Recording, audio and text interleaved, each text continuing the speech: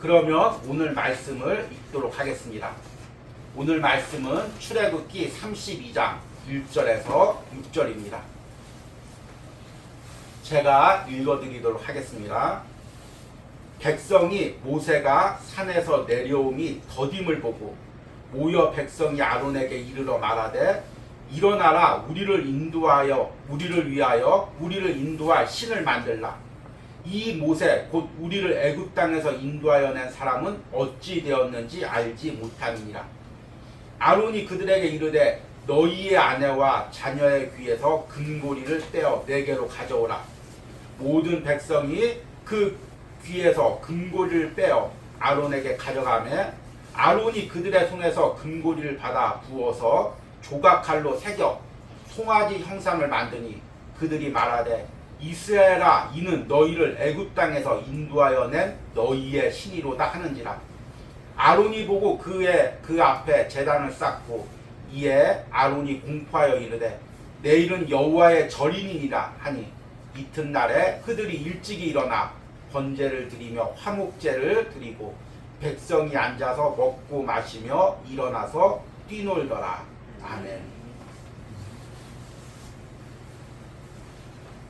이번 달에는 앞에서 광고한 대로 이 여름을 주님과 함께라는 주제로 말씀을 전하고 있습니다. 그래서 2주 동안은 주님과 함께 시간을 보내는 게 왜 중요한지 또 어떻게 보내야 될지를 말씀을 전했고 이제 3주 동안은 구체적으로 또 이제 신앙의 서적을 소개하면서 이 책을 통해서 어떻게 여름 기간을 보내야 될지를 말씀을 전하고 있습니다.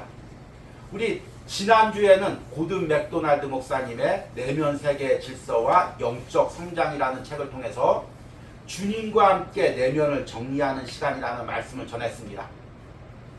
오늘도 새로운 책을 소개하며 말씀을 전하려고 합니다. 그래서 오늘 소개할 책은 이제 여러분들이 아마 읽어보신 분들도 많이 있을 것입니다. 우리 팀 켈러 목사님의 내가 만든 신이라는 책입니다. 제가 이제 책을 선정하면서 제가 이제 오랫동안 반복했던 책이라서 주로 이제 출간일들이 오래된 책들이 많이 있습니다. 그런데 그나마 이게 내가 만든 신이 가장 최근에 출간된 책이고 지금도 이제 기독교 서적에 베스트셀러로 올려 있고 많이 지금도 읽히고 있는 책입니다. 이 책을 통해서 오늘 말씀 제목이 주님과 함께 내 안의 우상을 발견하는 시간이라는 제목으로 말씀을 전하려고 합니다. 팀 켈러 목사님은 미국의 뉴욕에 있는 리디머 교회 담임 목사님으로서 굉장히 현대적으로 복음을 전하는 목사님입니다. 제가 이렇게 현대적으로 복음을 전하는 목사님 책들을 많이 이제 읽으려고 노력을 하고 있습니다. 주로 칼빈이나 로이드 존스 목사님 책들을 많이 예전에 읽다가 이제 이것들을 전할 때 보면 좀 딱딱한 언어로 해서 좀 현대인들이 어려워하고 용어 자체에 부담을 가지는 경우가 많이 있습니다. 그래서 이런 구원과 구원의 확신 그리고 구원의 예정 이런 것들을 어떻게 현대적인 말로 또 현대적인 문화의 틀로 잘 설명하는지 그 목사님들의 설교를 이제 듣고 또 책을 읽고 또 저도 적용시키려고 많이 노력하고 있습니다. 그래서 제가 이제 가장 즐겨 읽는 이제 현대 목사님 책들이 오늘 소개한 팀 켈러 목사님이나 또 톰 나이트 목사님 그리고 이제 존 파이퍼 목사님 이런 분들의 책을 많이 읽고 이분들의 이제 설교가 영상으로도 나와 있습니다. 물론 영어죠. 제가 영어를 듣는 것은 아니지만 또 자막이 나와 있는 경우가 있습니다. 그래서 그런 걸 들으면서 이 복음의 핵심을 어떻게 현대적인 용어로 또 문화의 틀에서 설명하고 있는지 그것을 잘 듣고 또 적용하려고 하고 있습니다. 그래서 하루를 살아가는 시편 묵상에도 이런 부분에서 많이 이제 은혜를 받고 또 이런 부분을 많이 이제 적용하고 있는 부분들이 있습니다. 그런데 이제 오늘 우리 소개시켜드릴 이 팀 켈러 목사님은 특별히 이제 이 현대 문화 속에 담겨져 있는 그리스도인이라고 말하면서 하나님만을 섬긴다고 말하면서 우리가 문화 속에서 자연스럽게 섬기고 있는 세상의 우상들이 무엇인지를 그것을 아주 예리하게 말씀 가운데 또 파헤치고 밝혀내는 분입니다. 그래서 이분의 책을 읽을 때마다 뜨끔뜨끔합니다. 그리고 아주 예리하게 복음을 파헤치기 때문에 이제 성경 공부 교재가 이분 책으로 많이 나와 있기 때문에 청년들이나 젊은 성도님들 가르칠 때면 이분의 책을 교재로 삼아서 많이 이제 가르치곤 했습니다.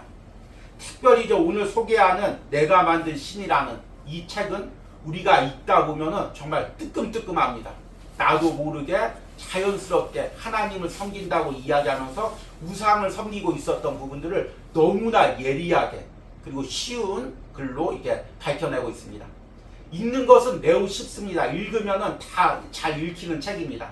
근데 읽으면서 그 멈추는 부분들이 많이 있습니다.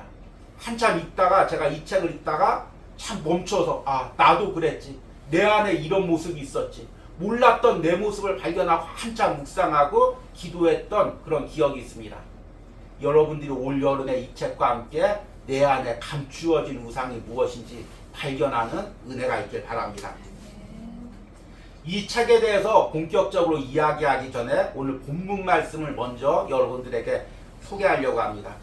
오늘 본문 말씀은 우리가 잘 아는 이스라엘 백성들이 시내산 아래에서 금송아지를 만드는 장면입니다. 오늘 읽은 4절 말씀을 보니까 아론이 그들의 손에서 금고리를 받아 부어서 조각칼로 새겨 송아지 형상을 만드니 그들이 말하되 이스라엘아 이는 너희를 애굽 땅에서 인도하여 낸 너희의 신이로다 하는지라. 참 이 말씀을 읽을 때마다 우리는 분노를 하게 됩니다. 야, 이스라엘 백성들이 애굽 땅에서 살다가 하나님께서 10가지 기적을 일으켜 주셨습니다. 상상도 할 수 없는 기적이죠. 정말 하늘에서 우박이 내리고 장자들이 죽고 나일강이 피로 변하는 수많은 기적을 일으키면서 하나님께서 애굽 땅에서 그들을 건져주셨습니다. 그뿐만 아니라 홍해에서는 홍해를 갈라지게 해서 이스라엘 백성을 구원해서 시내산에 이르게 했습니다. 하나님의 은혜로 시내산에 이르게 된 거죠. 그런데 그들이 그곳에서 뭘 하냐면 그 하나님의 은혜를 잊어버리고 금송아지를 만들고 그 금송아지에게 오늘 4절 말씀에 이스라엘아 이는 너희를 애굽 땅에서 인도하여 낸 너희의 신이로다. 이 말을 하는 것입니다. 얼마나 우리가 하나님이라면 얼마나 분노하겠습니까? 하나님이 아니라도 내가 어떤 사람에게 은혜를 베풀었는데 도움을 주었는데 그 사람이 내가 준 도움을 잊어버리고 내가 이렇게 산 것은 이렇게 돈을 번 것은 내 노력 때문이야 아니면 다른 사람 때문이야 이렇게 얘기할 때 얼마나 서운하겠습니까? 지금 하나님께서 그런 분노와 마음 아픔을 느끼고 계십니다. 그런데 여기서 우리가 단순히 이스라엘 백성들이 우상을 만들었다는 그 사실보다 더 깊은 질문으로 들어가 보길 바랍니다.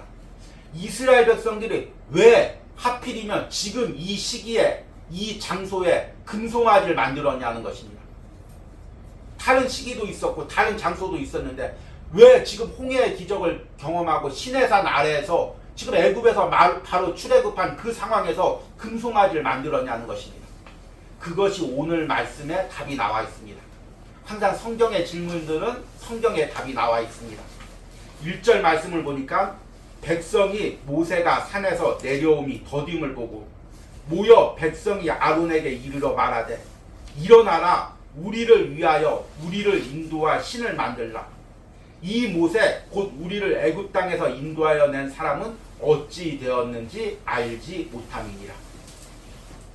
여러분들이 1절을 읽으면 이스라엘 백성들 안에 있는 어떤 마음을 느낍니까?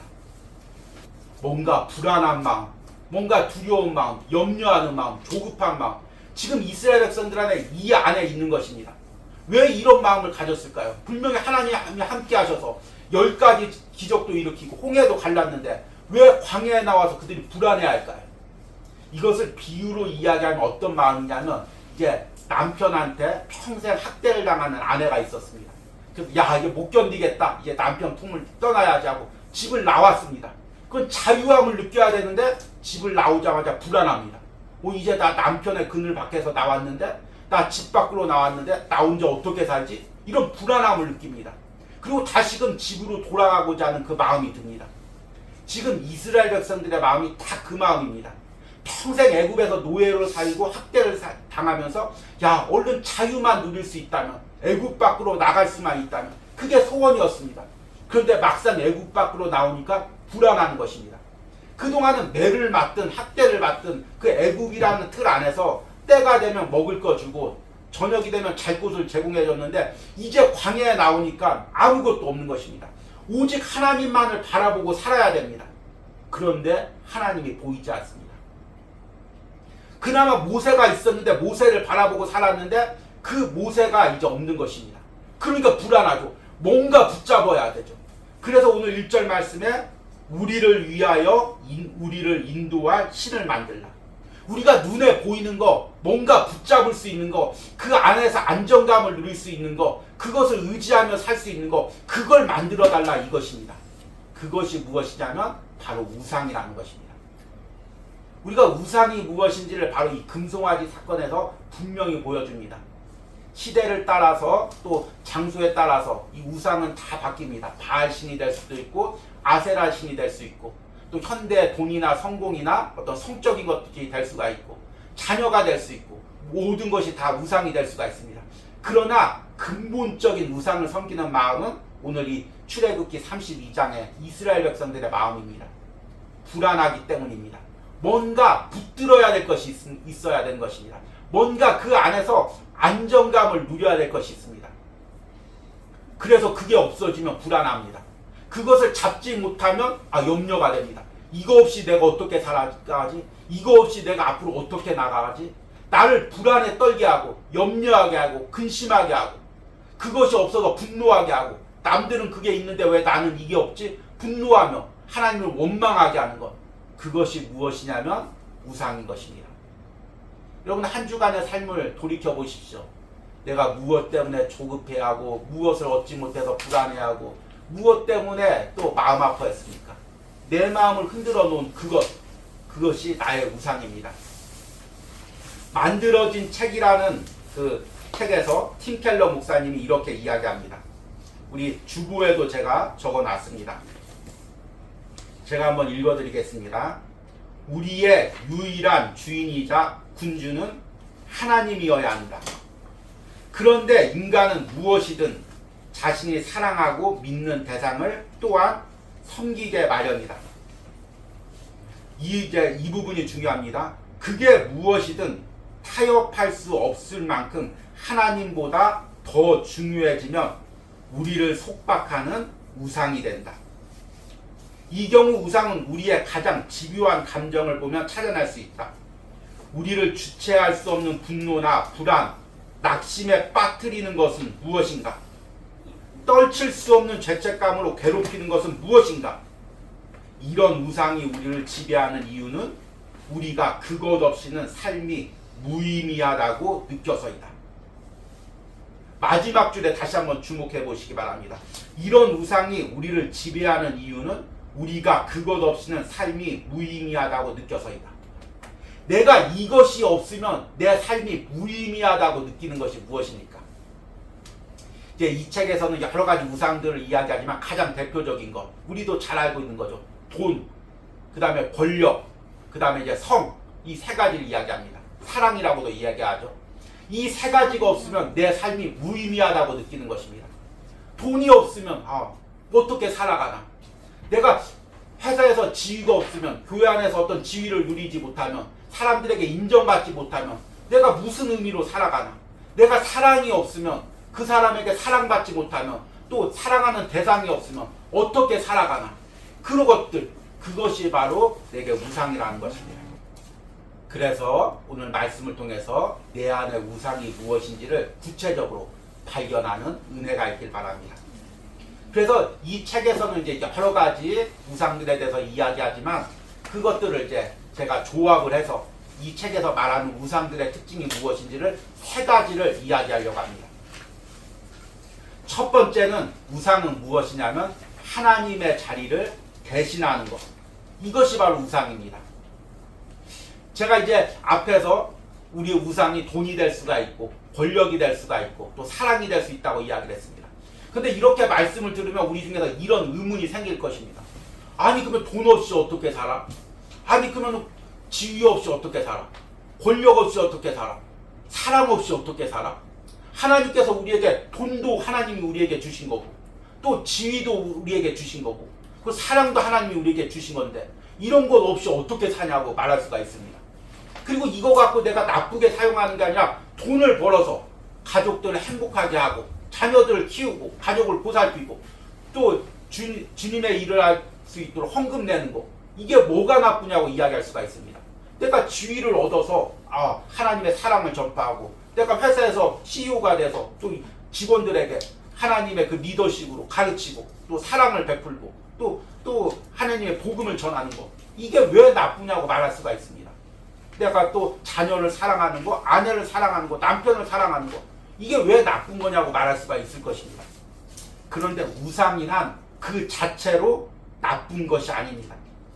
우상 그 자체에서 대상 자체는 선할 수가 있고 하나님이 주신 것일 수도 있습니다. 돈도 하나님이 주신 거죠. 돈도 우리가 벌어야 이 세상에서 살 수가 있죠. 그리고 지위도 우리가 하나님께서 하실 때 다윗과 같이 높여주기도 합니다. 그리고 또 하나님께서 사랑하는 대상도 주시고 자녀도 주시고, 가족을 사랑하고 자녀를 사랑하는 것은 당연히 하나님 안에서 그리스도인이 해야 될 일입니다. 그런데 문제는 뭐냐면 그것이 더 나가서 문제입니다. 돈이 절대적이 되는 것입니다. 지위를 얻는 것이 절대적이 되는 것입니다. 사랑의 대상이 절대적이 되는 것입니다. 이것 없이는 내가 못 산다고 생각할 정도로 그것에 집착하는 것입니다. 내가 돈을 벌어서 우리 가족을 보살펴야 됩니다. 주일도 해야 됩니다. 그런데 어느 순간 이런 마음이 듭니다. 돈을 벌다 보면 돈 없이는 못 살아. 이 세상에 돈 없이 어떻게 살아? 아, 하나님 섬기고 하나님이 책임져 주신다는 거, 그거 다 목사님이 설교 때나 하는 거지. 실제로 이 세상 살려면 돈이 전부야. 돈 없으면 아무것도 못해. 이런 마음이 내 안에 스물스물 들어오면 지금 돈이 내 안에 우상이 되고 있는 것입니다. 지위도 마찬가지죠. 아, 내가 이 일을 해서 또 높이 올라가서 하나님께 영광 돌려야지. 이 마음이 있다가 어느 순간에 어떻게든 올라가야 돼. 밟고 올라가야 돼. 내가 세상에서 이기기 위해서 경쟁해야 돼. 승리해야 돼. 인간의 방법으로 내가 이겨야 돼. 이런 마음이 들어오면 권력이, 지위가 우상이 되는 것입니다. 사람도 마찬가지죠. 이 사람 없으면 못 살겠어. 아, 다 하나님이고 뭐고 다 필요 없어. 이 사람이 절대적으로 있어야 돼. 나는 이 자녀 없이는 못 살겠어. 나는 남편 없이는 못 살겠어. 아내 없이는 못 살겠어. 사람이 절대시 되는 순간 그것이 우상이 되는 것입니다. 문제는 이렇게 우상이 되면 이 악한 세상이, 또 악한 영이 우상을 가지고 우리 마음을 이용한다는 것입니다. 이 책에서 야곱의 이야기를 하죠. 야곱이 라헬을 너무나 사랑했죠. 그래서 7년 동안 일하고, 그리고 나서 나중에 레아를 줘가지고 라헬을 다시 얻기 위해서 또 7년 동안 일해서 14년 동안 무료로 일을 했습니다. 그런데 그 당시에 고대 사회에서 아내를 얻기 위해서 7년으로 무료 봉사하는 것은 이제 그런 일들이 있었죠. 아내를 얻기 위해서 돈이 없을 때는 무료로 장인의 집에서 봉사하는 그런 일들이 있었습니다. 근데 보통 그런 일하는 것보다 4배를 더 일했다는 것입니다. 그러니까 14년을 일했으니까 8배, 거의 10배를 평소보다 더 이제 헌신을 한 거죠. 근데 왜 이렇게 헌신을 했을까요? 라헬과 레아의 아버지 나반이 야곱의 약점을 안 거죠. 지금 야곱은 그 부모님을 떠나서 광야를 지나가서 아무도 없는 그 외삼촌 집에 있었습니다. 얼마나 외롭겠습니까? 의지할 사람이 없는 것입니다. 붙들 사람이 없는 것입니다. 근데 라헬을 발견했습니다. 이쁩니다. 그리고 외삼촌의 딸이기 때문에 당연히 엄마를 닮았겠죠. 엄마를 닮은 아름다운 여성이 있는 것입니다. 성경에 보니까 그 눈빛이 그렇게 아름다웠다고 합니다. 그러니까 마음이 확 뺏기는 거죠. 야, 이 여자 없이는 못 살겠다. 이 여자 사랑받는 것이 전부다. 하나님도 보이지 않고 하나님의 섭리도 보이지 않고 나는 무조건 이 여자 얻어야 된다. 없으면은 내 삶은 의미가 없다. 나는 죽는 거나 마찬가지다. 그걸 누가 하냐면 세상 사람이 아는 것입니다. 야, 쟤는 돈에 아주 매달리는 애다. 돈 없으면 아무것도 못하는 애다. 얘는 지위에 매달리는 애다. 얘는 성공하기 위해서 뭐든지 할 애다. 얘는 이 사람을 얻기 위해서 뭐든지 할 사람이다. 이렇게 세상이 알면 그것으로 우리를 이용합니다. 부당한 요구를 하는 거죠. 야, 너 월급 계속 받고 싶어? 그러면 이 일에 이 일은 옳지가 않은데요. 야, 그러면 너 회사야. 너 월급 없어. 너 월급 계속 받고 싶어? 주일날 너 와서 봉사해. 아니, 저는 예배 드려야 되는데. 그래, 그러면 나가. 근데 돈이 전부가 되면 그 부당한 요구를 거절할 수가 없다는 것입니다. 지위도 마찬가지로, 아, 내가 이 사람 밑에 있으면 승진하겠구나. 이 사람 밑에 있으면 지위를 물려받겠구나. 그 사람이 계속 그것을 이용합니다. 알고 있기 때문에. 이 사람이 내 요구를 거절할 수 없다는 것을 알고 있기 때문에. 너 내 밑에서 성공하고 싶어? 내 밑에서 지위 누리고 싶어? 내 말 들어. 부당한 일들을 계속 시켜도 아무런 대꾸를 못하고 그대로 따라가게 돼 있습니다. 사람도 마찬가지죠. 흔히 얘기해서 가스라이팅이라고 하죠. 저 사람이 나를 좋아하는 걸 알면 그것을 같이 사랑하는 참 인격적인 사람인데 그걸 이용하는 남자나 여자가 있죠. 쟤는 나 없이는 못 사는구나. 내 사랑 없이는 못 사는구나. 내가 헤어진다고 하면은 벌벌 떠는구나. 그것을 이용해서 부당한 것들을 요구하는 거죠. 그런데 그 뒤에 무엇이 있냐면 세상의 세력이, 어둠의 세력이, 사탄이 있는 것입니다.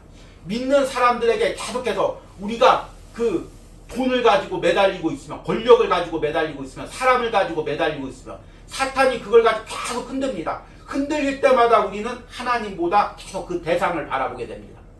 그게 바로 우상이라는 것입니다. 이런 관점에서 보면 모든 것이 우상이 될 수가 있습니다. 자녀도 마찬가지죠. 자녀도 하나님의 사랑으로 베풀고 그를 키우는 게 좋은 것입니다. 그런데 자녀를 절대시해서 정말 이 자녀가 내 전부고 이 자녀를 출세시켜야 되고 성공시켜야 되고 이것이 하나님을 섬기는 것보다 먼저가 되면 자녀가 우상이 되는 것입니다. 주의 일도 마찬가지입니다. 정말 주님을 위해서 주의 일을 하다가 이것을 내가 잘해야 되고 이것으로 인정받아야 되고 이런 마음이 들면 이것이 우상이 되는 거죠. 제가 이 책을 읽으면서 깨달은 게 뭐냐면 목회도 우상이 될 수 있구나. 내가 주님을 위해서 목회를 한다고 하지만 내가 목회자로 높임받는 거, 내가 큰 교회를 부흥하는 거, 이것이 전부가 되면 목회가, 교회가, 교회 부흥시키는 것이 우상이 될 수가 있다는 것입니다. 문제는 이것을 인정하기가 너무나 어렵죠. 참 이 말씀을 읽을 때마다 제가 뜨끔뜨끔했습니다. 이 책을 읽을 때마다. 여러분도 아마 이 말씀을 들을 때마다 뜨끔뜨끔할 것입니다. 내 안에서 지금 하나님 대신 전부가 되고 있는 것이 무엇입니까? 그것 없이는 못 살겠다. 그것 없으면 내 삶에 의미가 없다. 생각하는 것이 무엇입니까? 결국에 그 우상에서 벗어나는 것은 그것을 하나님께 맡기는 것입니다. 돈을 주시는 자도 하나님이고 걷어가시는 자도 하나님이고 내게 사랑의 대상을 주시는 분도 하나님이고 내게 지위를 주시는 분도 하나님이고 내려드리는 분도 하나님이고 제가 이제 목회를 할 때 보니까 많이 파도를 탔습니다. 어느 순간에 많은 사람한테 섬김을 받고 어느 곳에서는 낮은 곳에서 일할 때가 있습니다. 그런데 항상 경험해 보면 높이 올라갈 때는 참 편안합니다. 가장 힘들 때는 언제냐면 내려올 때입니다. 내려올 때는 참 힘들죠. 그런데 내려오게 하는 것도 주님이고 높여주시는 분이 또 주님이고 그러면 그 모든 것을 다 인정할 수가 있습니다. 어떤 대상이 우상이 되는 사람들은 하나님께 뭐라고 하냐면 그것을 뺏어갈 때 하나님 내게 이러실 수가 있습니까? 하나님 내게 이럴 수는 없습니다. 이렇게 이야기합니다. 그런데 그 대상을 내려놓고 하나님을 의지하는 사람은 욥처럼 고백합니다.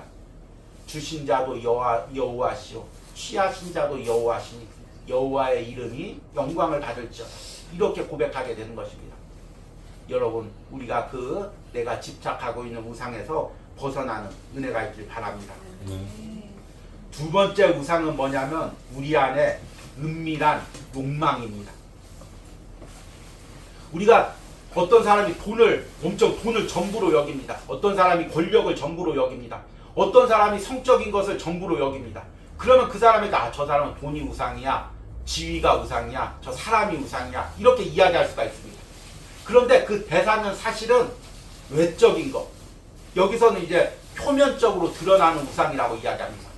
그 안에 근원적인 우상은 따로 있는 것입니다. 만약 돈에 집착하는 사람일 경우 어린 시절에 무척 가난하게 살았습니다. 그래서 돈으로 인해서 많이 고생을 당했습니다. 그래서 돈이 있어야 안정감을 누립니다. 돈만 떨어지면 불안해합니다. 그래서 어떻게든지 안정적으로 월급을 받고 안정적인 집에 살고 안정적으로 노후를 준비하려고 합니다. 그 경우 돈이 우상인 것처럼 보이지만 그 배후에는 그 어린 시절에 불안했던 마음들, 돈이 없어서 가난했던 마음들, 돈이 없어서 수치를 당했던 그 마음들, 그것들을 채우려는 인간적인 욕망이 있는 것입니다. 지위도 마찬가지인 거죠. 내가 자라면서 또는 세상 살면서 무시당하고 지위가 없어서 낮아지고 사람들에게 멸시당했다가 다시금 내가 그 지위를 얻어서 어떻게든지 사람들한테 인정받고 무시받지 않으려는 그런 마음들, 그 마음들이 사실 그 욕망이 우상이라는 것입니다. 사람도 마찬가지죠. 내가 부모님에게 사랑받지 못하고 아버지와 어머니에게 사랑받지 못해서 그래서 어떤 남자를 만나서 저 사람의 사랑만 받을 수 있다면, 저 여자의 사랑만 받을 수 있다면, 저 사람의 인정만 받을 수 있다면 내가 행복해지겠지. 옛날에 어린 시절에 받지 못했던 그 행복을 누리겠지. 그 사람의 집착하는 마음, 그것이 바로 우상이라는 것입니다. 그러니까 우상을 깨트리려면 어떤 대상을 향해서 자꾸 깨트려야 되지만 사실은 내 근본적인 마음을 하나님 앞에 내어놓고 깨트리는 은혜가 있어야 됩니다. 이 근본적인 마음이 깨트려지지 않으면 대상만 바뀔 뿐이지, 돈이 권력으로 바뀌고 사람이 이 사람에서 저 사람으로 바뀔 뿐이지 계속 내가 우상을 섬기려는 마음들이 계속 있는 것입니다. 오늘 출애굽기 32장을 읽으면서 이스라엘 백성들 안에 그 불안한 마음들, 광야를 지나면서 요동하는 마음들, 무언가를 의지하고 싶은 마음들, 무언가를 붙들고 싶은 마음, 그 마음이 우상인 것입니다. 참 저 역시도 목회를 하면서 무언가 확실한 걸 붙들고 싶습니다. 확실한 것, 확실한 건물, 확실한 사람들, 확실한 무엇들, 그것들을 붙들고 싶은 마음이 가끔가다 내 안에서 들어옵니다. 그럴 때마다 내가 하나님만 붙들어야지. 계속해서 그것과 싸우는 것입니다. 우상은 싸우지 않는 이상 나도 모르게 내 안에 자리를 잡게 돼 있습니다.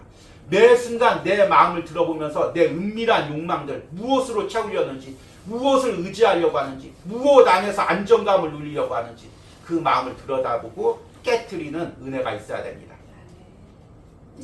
마지막으로 이제 우상은 하나님의 은혜를 무시하는 것이 우상입니다. 여러분, 이제 세상의 돈이나 권력이나 성적인 것은 내 노력으로 얻는 것입니다. 돈은 내가 열심히 벌어야죠. 그래야 얻는 거죠. 그리고 성공도 마찬가지입니다. 열심히 공부하고 자격증 따고 사람들에게 인정을 받아야 그래야 내가 지위가 올라가는 것입니다. 사람도 마찬가지죠. 내가 잘 가꾸고 운동도 하고 요즘에 젊은 사람들 계속 헬스 트레이닝 하고 또 이제 요가 하면서 아름답고 멋진 몸을 가꾸고 또 인물을 가꿔야 상대방에게 매력을 어필해서 그 사람이 내 사람이 되는 것입니다. 그래서 이 우상을 섬기는 사람은 계속해서 그것을 내가 얻기 위해서 아니면 얻은 것을 빼앗기지 않기 위해서 계속해서 자기가 노력을 합니다. 여러분 돈을 중요시 여기 사는 사람 보십시오. 얼마나 노력하는지 모릅니다. 지위 높이기 위해서 회사에서 일하는 사람 보십시오. 얼마나 열심히 일하는지 모릅니다. 사람을 섬기려, 사랑을 받으려는 사람은 또 엄청 많이 노력을 합니다. 그런데 그렇게 할수록 은혜라는 것이 이해를 못합니다. 은혜는 무엇입니까? 값없이 하나님이 주시는 선물입니다. 은혜라는 것을 우상을 섬기는 사람들은 비겁한 사람들의 변명으로, 게으른 사람들의 변명으로 생각합니다. 노력 안 하니까 은혜라고 이야기를 하지. 그거 하나님이 은혜로만 주시겠어? 열심히 노력해야 주시지? 그렇게 생각을 하는 것입니다. 그런데 중요한 건 우리가 노력을 해야 됩니다. 그러나 결국에 모든 것을 이루시는 분은 하나님입니다. 우리가 아무리 수고해도 성을 지키는 자가 밤새도록 노력해도 하나님께서 그 성을 지켜주지 않으면 파수꾼의 그 노력함이 허사라고 성경에 이야기하고 있습니다. 이것을 우리가 인정해야 됩니다. 내가 열심히 노력해도 또 아무리 사람을 갈구해도 하나님의 은혜가 없으면 이 모든 것이 이루어지지 않음을 고백해야 됩니다. 그리고 내가 모든 가지고 있는 것들, 누리고 있는 것들이 모두 하나님의 은혜임을 고백하고 은혜로 부어지는 것을 고백하고 그것의 주인이 내가 아니라 하나님임을 고백해야 됩니다. 내가 가진 돈도, 내가 가진 권력도, 내가 가진 사람도 내 노력으로 얻은 것이 아니라 하나님이 은혜로 주신 것입니다. 그것의 주인은 내가 아니라 하나님인 것입니다. 그것을 인정할 때 내 안의 우상이 깨트려지는 은혜가 있습니다.